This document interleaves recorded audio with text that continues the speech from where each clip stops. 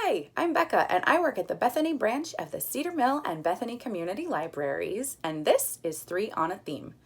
This week's theme is Unreliable Narrators. Unreliable narrators are characters who are telling their own story but cannot necessarily be trusted at their word. So, what makes a character unreliable?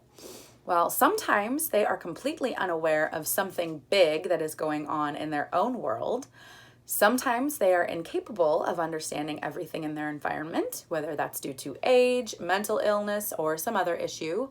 And sometimes they are lying, whether that's to the reader in order to justify their actions somehow, or to themselves as a sort of coping mechanism.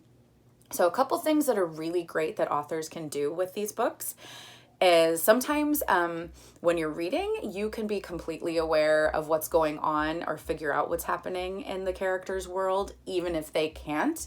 And then other times you're reading along, everything's great, and then there's this huge twist at the end. And that's always really fun, especially when it comes as a really huge surprise.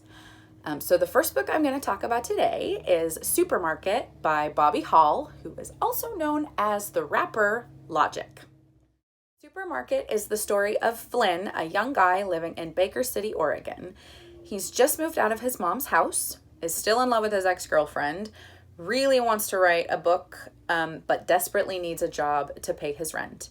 So he gets a job at the grocery store. There he meets Frank, who is a total creep, and starts dating Mia, who works in the bakery. And not long after he starts, some pretty weird stuff starts to happen. One of the really great things about this book is that the way Frank talks is exactly how you would expect him to talk in real life. So even though he's writing this book, it's very conversational. It's almost like he's writing in a journal. And sometimes he stops himself and actually talks to the reader, which is kind of fun. And then he even contradicts himself at times. So he'll say one thing and then say, oh, wait, stop. That's not how it is. This is how it is. The conversations between him and the other characters are very realistic. They are basically exactly how you would expect a conversation to happen in real life. I totally loved that. The other thing, too, that's really fun about this is that it's one that I was kind of able to guess the ending. I wasn't sure if I was right, but it is pretty great thinking, like, if you think you know what's going on, even though he doesn't, that makes it kind of fun. So the next book that I'm going to talk about today is Eleanor, Oliphant is Completely Fine by Gail, Honeyman. Eleanor's life is pretty simple. Every day she goes to work at her job in the financial department of a graphic design company, and then she comes home and eats the same thing for dinner. Wednesday nights she talks to her mom on the phone. Friday nights she treats herself to pizza and then drinks 2 bottles of vodka over the course of the weekend. Eleanor is pretty awkward. She doesn't understand social cues, doesn't have any friends, and her coworkers make fun of her. But none of that actually seems to bother Eleanor. She insists that she is completely fine. However, it is clear from the very beginning that she is not fine, especially as little by little she reveals more about her past. So one night on her way home from work, she and a coworker rescue an old man who collapses in the middle of the road. And then her life begins to change as she forms relationships with both the coworker and the old man. And it's really great to see how Eleanor changes over the rest of the book as she opens up and lets her guard down and tries new things and breaks up her routine. One of the things that I really love about this book is that the author does a great job of putting the reader inside Eleanor's mind. So even as she's doing things that are kind of cringeworthy, it's really easy to see it from her perspective and kind of agree with what she's doing and understand why she does what she does, which is great because you don't often get that from books that are like this.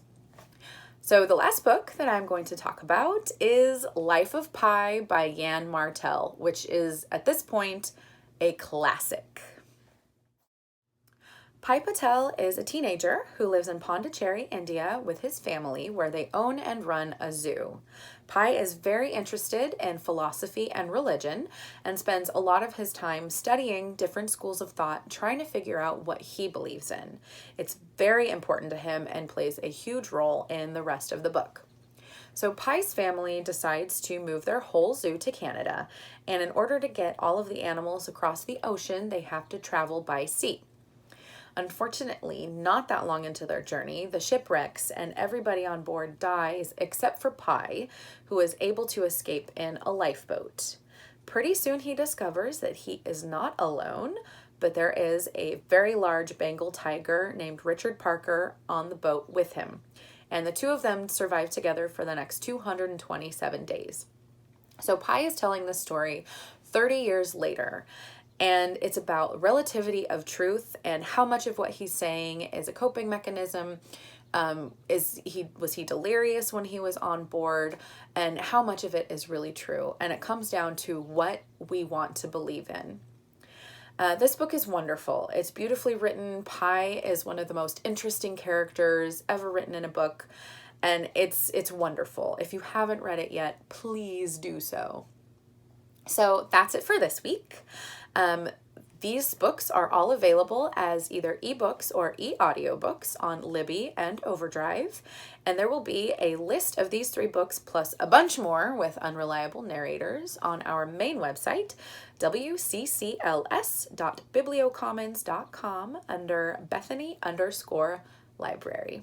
Okay, see you next time. Bye.